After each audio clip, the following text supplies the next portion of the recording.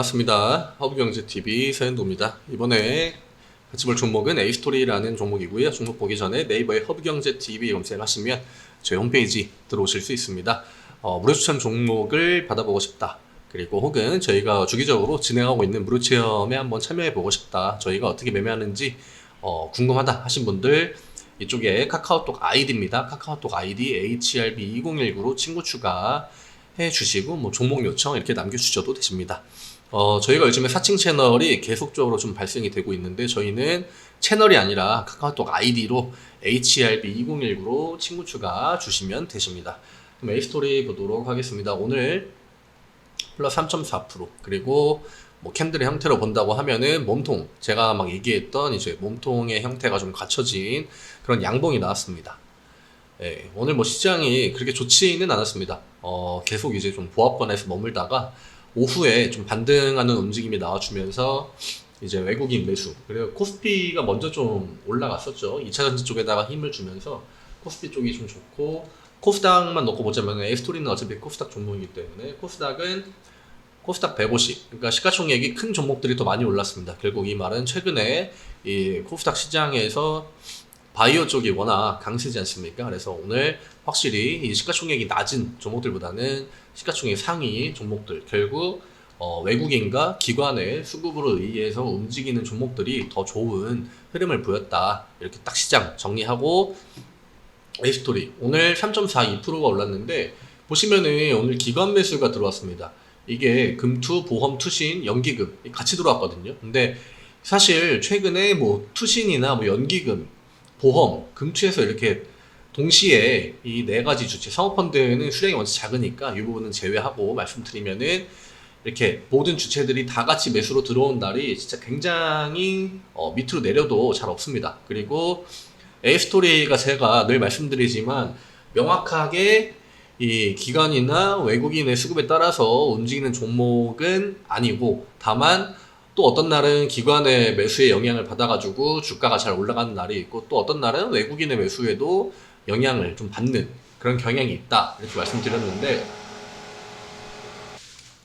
네, 죄송합니다. 에어컨이 갑자기 소리가 나가지고, 네, 다시 이야기 드리면은 이제 A스토리 같은 경우에는 기관 외국인의 영향을 100% 받는다라고 말씀드리긴 좀 애매한 종목이긴 합니다. 개인 매수가 들어와도 주가가 오를 때가 있고, 혹은 기관이나 외국인 매수가 들어와도 주가가 오른 날이 있는데, 과거의 데이터들을 보면은 대체적으로 기관의 매수가 좀 들어와 줄 때 주가가 좀 강하게 상승하는 이런 패턴들이 많이 나왔습니다. 물론 이런 날은 뭐 개인 매수와 기관 매수가 살짝 들어와도 주가가 오르는 날이 있었겠지만, 대체적으로 제가 말하는 거는 좀 전체 통계로 따져봤을 때 기관 매수가 들어온 날, 이런 날 있죠. 그리고 또 이런 날도 있었고, 그 다음에 또 이런 날 양매수 들어올 때 주가 많이 오르고. 근데 이게 시가총액이 좀 애매합니다. 2,500억이기 때문에 보통 한 3천억, 4천억 정도가 넘어가면은 어느 정도 기관이나 외국인의 입김에 의해서 좀 좌지우지 되겠구나, 주가가, 이렇게 쉽게 말씀드릴 수 있는데, 물론 그것도 종목에 따라 편차가 있겠죠. 시가총액이 똑같이 4천억, 5천억이다 라고 해도 진짜 철저하게 어떠한 개인의 그 주체 혹은 주가를 움직이려고 하는 그러한 주체들에 의해서 주가가 오르고 내리고 하는 종목도 있습니다만, A스토리는 딱 그거에 약간 저는 절반 정도로 보고 있습니다. 이게 중소형주로 아예 넘어가 버리면은, 그 중소형주 시가총액 뭐 1,000억 미만 이런 종목들은 사실 기관이랑 외국인 수급 들어오는 게 좋지가 않습니다. 어쨌거나 그 시가총액이 진짜 작은 종목들은 이렇게 매수가 들어오는 그 매수세 같은 게 다 그냥 단기 물량이거나 혹은 프로그램을 통해서 들어오는 매도 물량이기 때문에 시가총액 1,000억짜리 미만 이런 데서 기관 매수가 들어왔다고 좋아하시고, 혹은 외국인 매수가 들어왔다고 좋아하고, 그거는 사실 그렇게 크게 주가에 도움이 안 됩니다. 외국인들의 매수도 거의 대부분 단기성 물량들이 많고, 진짜 이제 뭐 주가가 급등해 주는 날 당연히 외국인들도 그 종목을 외국인 창구를 통해서 매수할 수 있겠죠. 그렇지만 그러니까 이런 A스토리에 들어와 있는 이런 수급이랑은 또 의미가 다른, 그리고 삼성전자에 찍히는 외국인과 기관 수급과 그 중소형주에 들어오는 똑같이 여기에 뭐 기관이랑 뭐 투신, 가끔 이렇게 투신으로 단타 물량이 들어왔다 나갔다 하거든요. 그러니까 그런 거랑 좀 명확하게 차이만 알고 계시면 될 것 같습니다. 어쨌거나 다시 한번 차트를 보게 되면은 지금 27,000원 요 중간 라인은 회복은 해줬습니다. 회복을 해줬고 위쪽으로 그러니까 28,000원 방향으로 어느 정도 좀 상승을 하려는 그러한 액션도 중간에 보여줬다. 근데 오늘 이 분봉의 형태만 보면은 사실 진짜 약간 좀 잡스러운 종목들의 분봉의 형태가 아니라 확실히 기관과 외국인의 매수에 영향을 받은 그런 캔들의 모습입니다. 그래서 오늘 3%가 올랐던 부분은 아무래도 이 기관의 영향이 있는 게 맞는 것 같고, 그리고 중요한 거는 이런 것들이 하루 들어와서 딱 끝나는 게 아니라 지금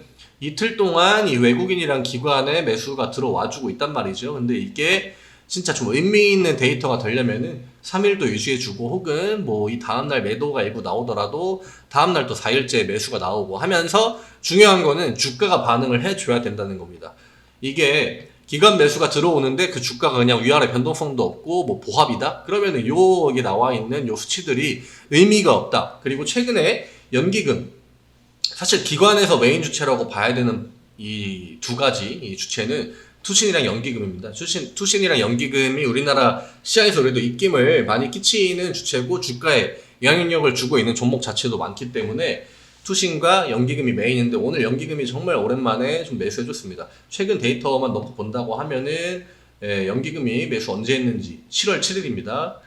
굉장히 이 밑에 구간에서 올라올 때 매수를 몇 번 해줬다가 그 뒤로는 계속 팔다가 이제 다시 최근에 매수해주고 있다. 그게 지금 딱 27,000원짜리.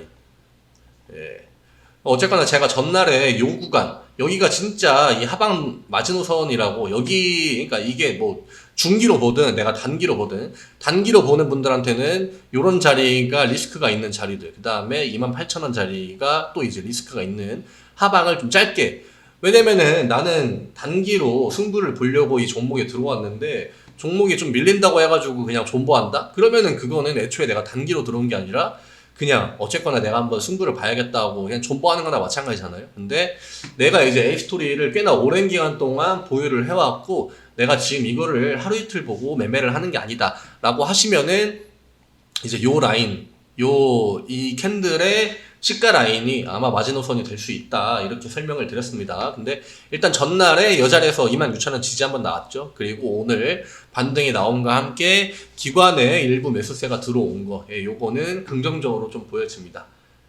오늘 뭐 외국인 매수가 안 들어오긴 했습니다만 그래도 뭐 그렇게 의미 있는 수치는 아니고 프로그램 매수는 한 5,000주 정도, 오늘 하루 기준으로 5,000주 정도 들어왔고 아마 외국인 창구를 통해서 또 이제 이 5,000주에 마이너스 지금 3,000이 찍혀 있으니까 8,000주 정도 동시효까지도 좀 팔았고요. 그래서 이런 것들을 좀 앞으로는 기관 매수가 들어왔을 때 일단 주가 반응이 한번 나왔기 때문에 장 끝나고 이런 것들을 꾸준하게 좀 체크해봐야 되지 않을까. 또 어떤 날은 뭐 기관 매수가 안 들어오매도 주가가 모르는 날도 있을 수 있겠지만 만약에 요 흐름으로 진행이 된다 하면은 당분간 개인 매수가 플러스로 찍혔을 때 주가가 빠지는지 이런 것들을 계속적으로 체크를 해야 당분간은 기관의 영향을 받아서 주가가 움직이구나 요 정도 구별해 놓고 계시면은 대응하시는데 조금 더 도움 되시지 않을까. 그리고 지금 사실 뭐 반등 나왔다고 하는 구간 자체도 결국 아직 28,000원 넘지 못하고 26,000원과 28,000원 딱 요 캔들 안에서만 놀고 있거든요. 그래서 이 구간을 좀 벗어나야 추세를 상승으로 좀 전환하려고 시도하는구나 요 정도까지는 해석이 될 수 있는데 지금 자리에서는 오늘 양봉 하나 나온 거에 대해서 그렇게 크게 의미 부여할 만한 거는 없을 것 같고 결국 요 자리에서 차라리 그냥 의미 없는 움직임이라고 하더라도 하방에 대한 그러한 압박 없이 그냥 계속적으로 좀 횡보, 그 다음에 뭐 기관 매수 들어왔다가 뭐 매도했다가 이런 식으로라도 특정 주가 구간을 이탈하지 않는 그런 지루한 움직임 혹은 최대한 빨리 이 28,000원 구간 위로 올라와서 요 의미 없는 30,000원과 28,000원 사이의 캔들들을 빨리 먹어주는 거. 딱 4%, 5% 정도 캔들 하나만 나와도 요 정도 구간은 또 쉽게 올라갈 수 있기 때문에 지금은 두 가지 시나리오죠. 밑으로 하방으로 열리지 않는다고 하면은 26,000원, 28,000원. 그리고 종가는 뭐 이런 구간처럼 최대한 28,000원에 붙여서 유지를 해야 다음날 좀 상승에 대한 기대가 붙을 수 있겠죠. 이런 관점에서 이 지금 대응을 하시는 게 좋지 않을까 이렇게 생각됩니다.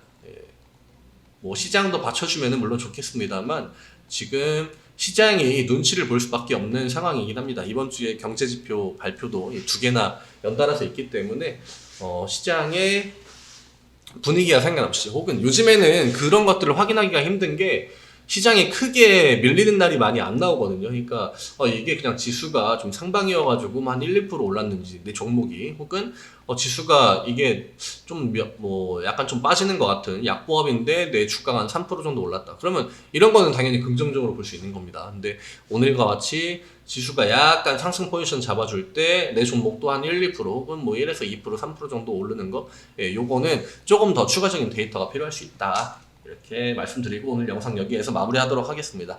감사합니다.